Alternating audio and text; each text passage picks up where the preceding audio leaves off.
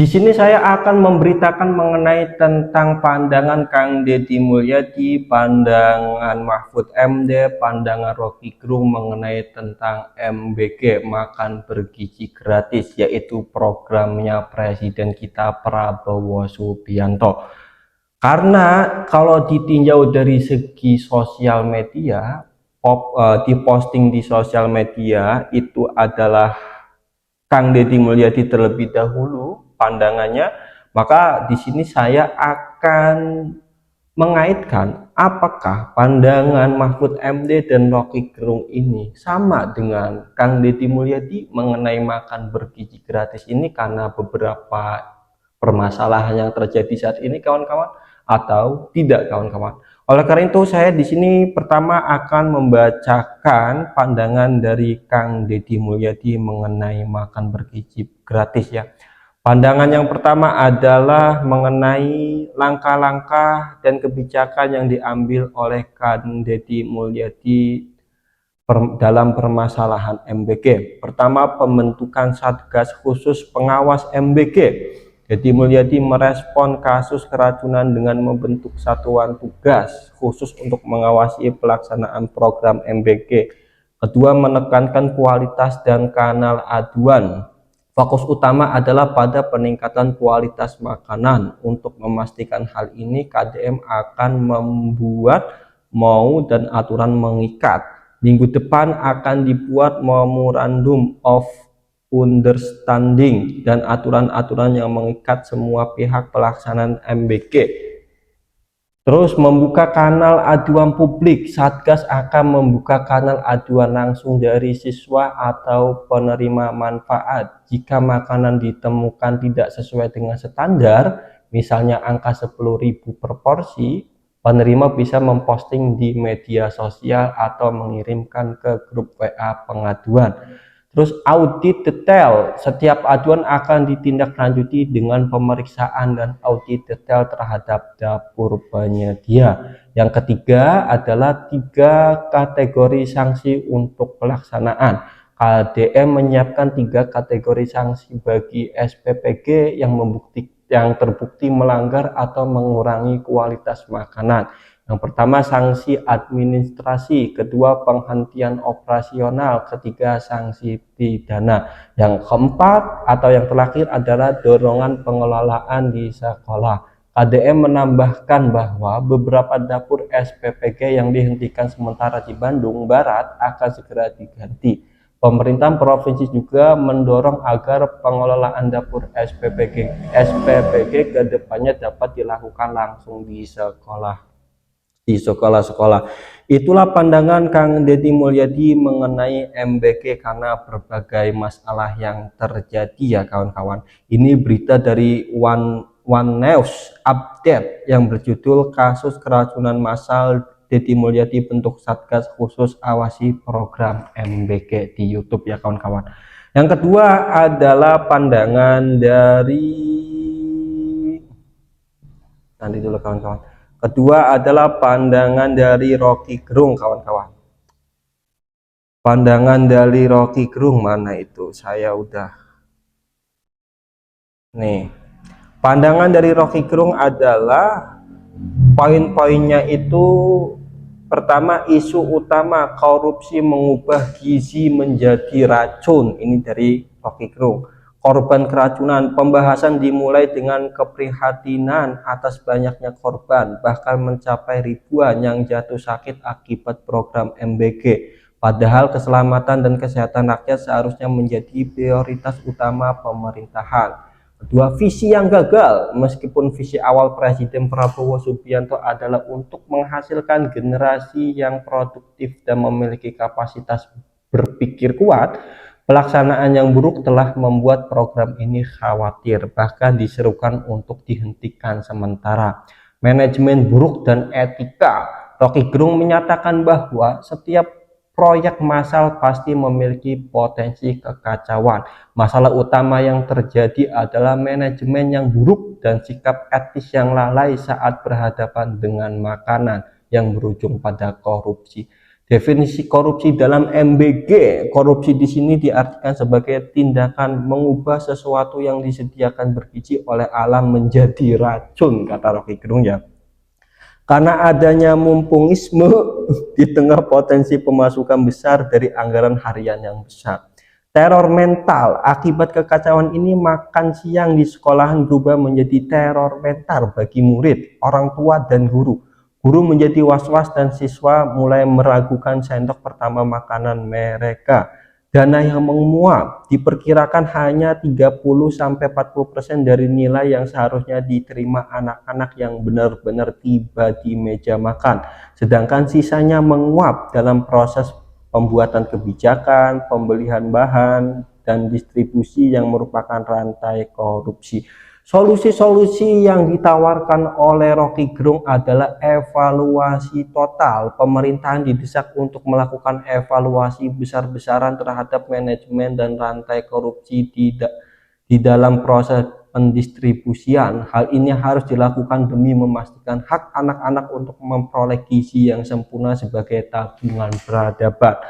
Kedua, lanjutan dan efisiensi. Program ini harus tetap dilanjutkan, tetapi dengan syarat harus ada efisiensi dan dihentikan sementara untuk evaluasi total agar makan siang kembali menjadi momen kegembiraan, bukan ketakutan yang berujung pada infus. Siklus korupsi kronis, ditekankan bahwa korupsi adalah penyakit kronis bangsa. Anggaran besar MBG dilihat sebagai bancaan ladang keuntungan oleh pejabat dan kronik kekuasaan yang berpotensi menyabotase program dari dalam. Ini pandangan dan solusi Rocky Gerung melalui channel YouTube-nya Rocky Gerung yang berjudul Ada Rantai Korupsi di MBG Mengubah Makanan Bergizi Menjadi Racun. Solusi yang ditawarkan oleh Rocky Gerung ini sama dengan Kang Deddy Mulyadi, yaitu evaluasi, dan program ini harus tetap dilanjutkan tetapi harus efisiensi ya kawan-kawan. Yang kedua adalah pandangan dari Mahfud MD. Poin-poin yang dibahas itu dalam channel Mahfud MD yang berjudul Bereskan Tata Kelola MBG. Yang pertama adalah masalah tata kelola program makanan bergizi gratis. Mahfud MD mengakui bahwa program MBG memiliki tujuan yang sangat mulia untuk membantu jutaan anak-anak Indonesia yang kekurangan gizi. Namun pelaksanaannya dirundung masalah besar. Yang pertama adalah kasus keracunan.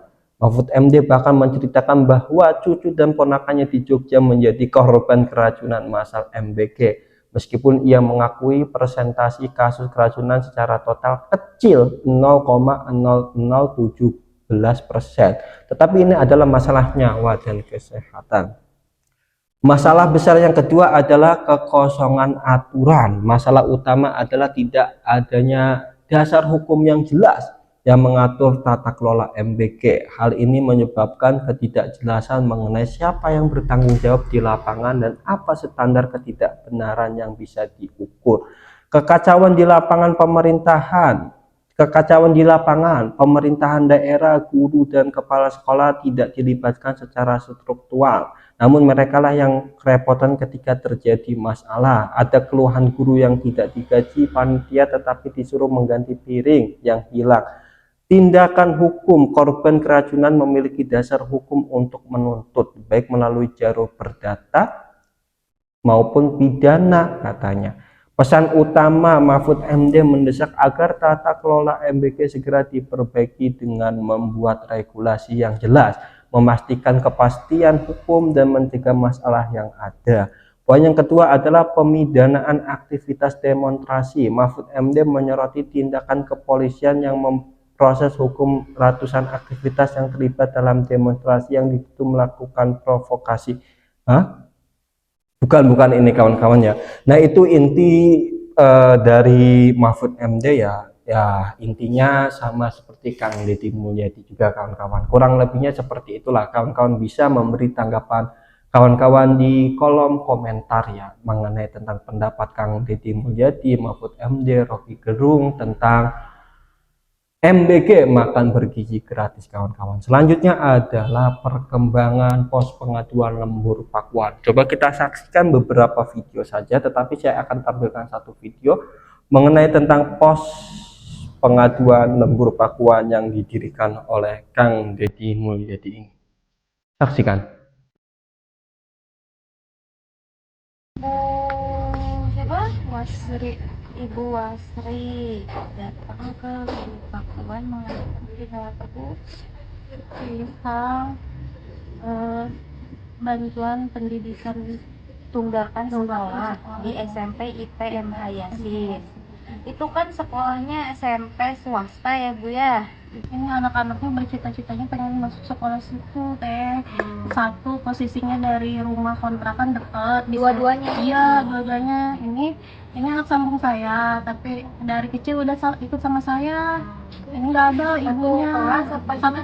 Satu kelas, satu seumuran sama ini anak saya. Ini bapaknya nggak ada. Ini nah, kalau ibu nggak mampu buat bayar sekolah di swasta, kenapa masuk negeri? Saya kan masuk situ juga memakai SKPM, surat keterangan tidak mampu dari kelurahan, karena dia kalau di situ katanya ada full ngajinya sampai jam 6, terus dia tertarik dengan ekstrakurikuler yang pencinta alam. Ini kesukaannya pencinta alam, ekstrakurikulernya kalau ini pemanah. Jadi mama emang di negeri nggak ada pemanah gitu. Ini senangnya. Jadi tunggakannya teh dua-duanya teh berapa Bu? 1.050.000 buat orangnya. Berubah itu berdua jadi 2.100.000 tunggakannya. Nah alhamdulillah sudah mau dibantu sama Pak Gubernur untuk dibayarin tunggakannya. Terima kasih banyak. Tapi kan tadi kita menyarankan untuk kita bayarin tunggakannya, tapi ibu bersedia atau tidak anaknya pindah sekolah ke negeri biar apa? Biar tidak ada kejadian seperti ini. Biar nggak ada lagi nunggak. Tapi kan kemarin bayarnya kemarin nunggak karena saya ini lahiran Bu, jadi kelilit dengan lahiran, biaya lahiran ini kan. Jadi terus kemarin ini masuk rumah sakit karena DBD 1 minggu. Jadi biaya yang tadinya buat iuran pakai berobat ini, pakai biaya lahiran ini, jadi keteter pas ini nunggak gitu. Kedepannya kita sudah bantu Bu untuk membayar uang tunggakan sekolahnya.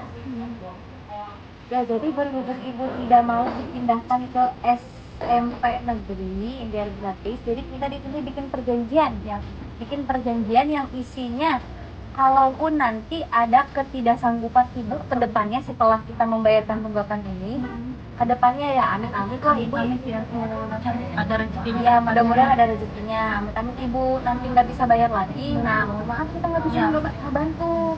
Soalnya niat kita itu membayar tunggakannya dan memindahkan anak-anak ini ke sekolah negeri biar tidak ada bayaran lagi per bulannya, seperti itu niatnya. Tapi berhubung ibunya nggak mau, jadi kita ininya pada nangis tadi, pada sedih nggak mau, udah nyaman di sekolah situ katanya. Ini juga pada nangis tadi teh, ya udah nyaman katanya, biarin nggak bakal sekolah juga katanya, ngumpulin buat iuran nanti ke depannya katanya.